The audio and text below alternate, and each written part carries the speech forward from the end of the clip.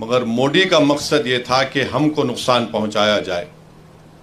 फिर उसके बाद आप देखते हैं कि अनलॉफुल एक्टिविटीज़ प्रिवेंशन एक्ट को, जिसको कांग्रेस ने बनाया था बरसों पहले, फिर उसमें तरमीम की गई, ज़्यादती की गई। 2010-11 में चिदम्बरम जब होम मिनिस्टर थे, उस वक्त मैं बहैसियत रुकने पार्लिमान उसकी पार्लियामेंट में मुखालिफत किया। फिर 2019 में जुलाई में नरेंद्र मोदी के हुकूमत में अमित शाह ने अनलॉफुल एक्टिविटीज़ प्रिवेंशन एक्ट में इतनी गंदगी पैदा कर दी कि आज आप देखते हैं कि हमने उसकी मुखालिफत की थी। मजलिस इत्तेहादुल मुस्लिमीन ने मुखालिफत की, मगर उस वक्त भी ये तमाम सेकुलर पार्टी जो हैं वो तायीद किए थे उस बिल की। और आज उस कानून के तहत जो अमेंडमेंट लाया गया था, तरमीम की गई थी, आज आप देखते हैं कि 4.5 साल 5 साल से बच्चे जेलों में सड़ रहे हैं, और ज़्यादातर उसमें मुसलमान, फिर आपके ईसाई आदिवासी हैं। एक ईसाई 85 साल का ज़ईफ़ शख्स जिसको जेल में डाल दिया गया UAPA में, वो तड़पता रहा, पुकारता रहा कि मैं गिलास उठाकर पानी नहीं पी सकता, मुझे गिलास में, या जो जेल में गिलास होता है उसमें सिर्फ स्ट्रॉ दे दिया जाए कि मैं चूस कर पानी पी सकूं। उसको कोर्ट से इजाज़त नहीं मिली, हुकूमत ने उसकी मुखालिफत की, वो 85 साल का स्टैन स्वामी जेल में ही मर गया। फिर आप देखते हैं कि मोदी ने CAA का क़ानून बनाया, और CAA के क़ानून में यह है कि अगर उसको NPR NRC से जोड़कर देखना ज़रूरी है, और जब NPR NRC होगा, जिसका मुझे ख़तरा है कि इस सितंबर में नरेंद्र मोदी की हुकूमत पूरे मुल्क में सेंसस का काम शुरू करेगी, और मोदी की कोशिश यही है कि सेंसस के साथ NPR और NRC का काम कराया जाए। अगर NPR NRC का काम होगा तो हम तमाम से कहा जाएगा कि आप कागज़ लाकर दिखाओ। आधार कार्ड काबिल कबूल नहीं होगा, पासपोर्ट, रेशन कार्ड काबिल कबूल नहीं होगा, ये शहरियत नहीं देता है आपको। आपको बोला जाएगा कि आपके दादा के अब्बा कहाँ पैदा हुए थे। उस ज़माने में बर्थ सर्टिफिकेट का कॉन्सेप्ट भी नहीं था। बर्थ सर्टिफिकेट का क़ानून तो शायद 1965 या 70 में बना था। इस मुल्क में सिर्फ 6 या 8% लोगों के पास पासपोर्ट हो सकता है। वो क़ानून बना दिया गया। अब सितंबर में अगर सेंसस होगा तो NPR NRC भी ये साथ करेंगे। आसाम में सुप्रीम कोर्ट के तहत NRC हुआ, NPR हुआ, उसमें कुछ 20 लाख के करीब आवाम के नाम नहीं आए, जिसमें 2 लाख मुसलमान थे। उन 2 लाख मुसलमानों से कहा जा रहा है कि आप फॉरेनर्स ट्रिब्यूनल को जाओ और अपनी भारत की नागरिकता, शहरियत साबित करो। और वो जो 18 लाख जो गैर मुस्लिम है, उनसे हेमंत बिस्व शर्मा आसाम का मुख्यमंत्री कह रहा है कि हम CAA के तहत आपको सिटीजनशिप दे देंगे। और आसाम में हमने देखा आज से चंद दिन पहले, हफ्ता भर पहले, 28 के करीब मुसलमानों को, आसाम में एक आसाम बॉर्डर पुलिस है, और आसाम बॉर्डर पुलिस किसी को भी रोड चलते आदमी को उठा सकती है और कहेगी कि तुम बांग्लादेशी हो और तुम साबित करो। तो फॉरेनर्स जो शहरियत का कानून है, उसका सेक्शन 9 ये कहता है कि इल्ज़ाम अगर मुझ पर लगेगा तो मुझे साबित करना पड़ेगा कि मैं भारत का शहरी हूं। और उसमें तरफ तमाशा ये है कि अगर एक ख़ानदान में 5 लोग हैं तो 4 भारत के नागरिक हैं, 1 भारत का नागरिक नहीं है। 28 लोगों को ले जाकर ट्राइब्यूनल, अच्छा वो ट्राइब्यूनल ऐसा है, वो बिल्कुल आर्बिट्री है। अब 28 लोग अब 2 साल तक मिनिमम जेल में रहेंगे, वहाँ उसमें रहेंगे। उसके बाद अगर बेल होगी, नहीं होगी तो निकलेंगे, वरना उससे पहले बेल।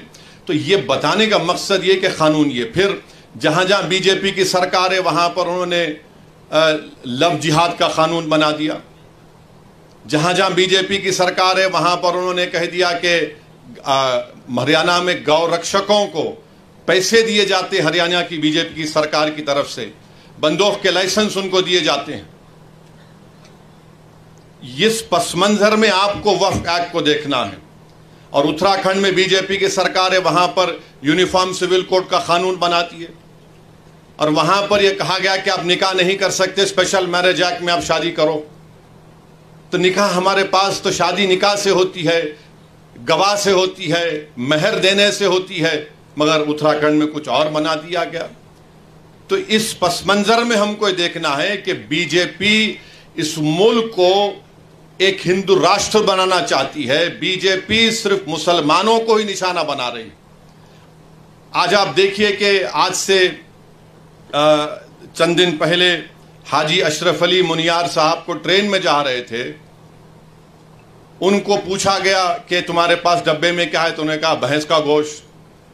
एक 70-75 साल के बूढ़े को ट्रेन में मारा और पीटा गया और उसके बाद उनको कहा गया कि आप कंप्लेन नहीं करना वरना तुम्हारी जान ले ली जाएगी। इम्तियाज जलील साहब ने मुझे नंबर दिया, मैं हाजी अशरफ अली मुनियार से फोन पर बात किया, उनके बेटे से बात किया। मैं शुक्रगुजार हूं इम्तियाज साहब का कि उन्होंने यहां से जनाब खिजर पटेल एडवोकेट को भिजाया, जो गए मुंबई को थाने गए, वहां पर नॉन बेलेबल सेक्शन लगवाए, उनकी बेल को कैंसिल करवाया। फिर आप देखते हैं कि एक हरियाणा में एक वाकया हुआ, बच्चे जो है गाड़ी में जा रहे, नौजवान बच्चे कभी खाना खा के जा रहे हैं, गांव रक्षक, जिनको गांव रक्षक कहना तौहीन होगी, राक्षस कहना पड़ेगा, उन्होंने क्या किया, उन बच्चों को बोला रोको गाड़ी। तो उस गाड़ी में बैठे हुए बच्चों ने समझा कि वे हमारे कोई दोस्त हैं जिससे हमने चंद दिन पहले लड़ाई लड़ी, कहीं वो हमको रोक कर ना मारेंगे, गाड़ी भगाया उन्होंने। 30 किलोमीटर तक इन गांव राक्षसों ने उस गाड़ी का ताक़ुब किया और फायरिंग की, और फायरिंग करने में एक बच्चा की जान चली गई।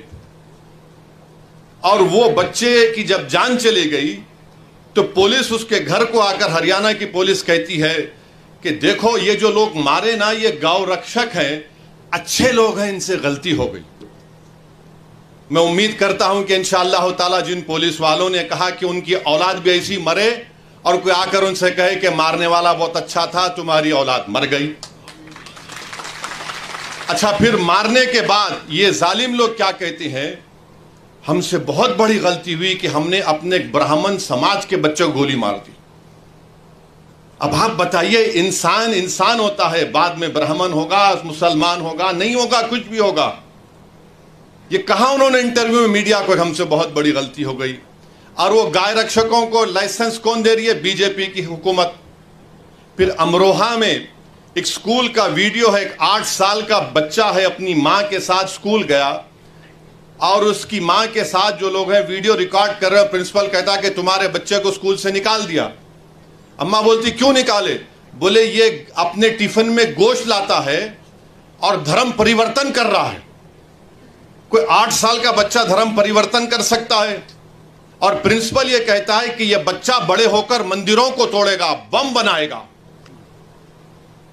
अच्छा, अब तक उस प्रिंसिपल के खिलाफ कोई एफआईआर दर्ज नहीं हुआ, कोई एफआईआर दर्ज नहीं हुआ उसके खिलाफ। अब मुझे कल मालूम हुआ हमारे अमरोहा के मंजलिस के यूनिट से, शमीम साहब से, कि इंक्वायरी ये कहा गया कि नहीं, ये तो झगड़ा था फीस का। अबे फीस का झगड़ा है तो तुझे क्या, तेरी क्या जरूरत कि तू मेरे बेटे को कहे कि तू बड़ा होकर जिहादी बनेगा?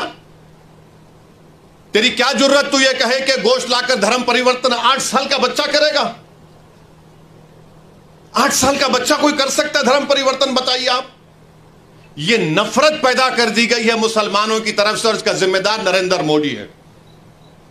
इन्होंने एक सब तमाम किया। हां, ये 2014 से पहले भी था, मगर जिस ऊंचाई पर लेकर गए इसका क्रेडिट नरेंद्र मोदी को और उनकी हुकूमत को जाता है।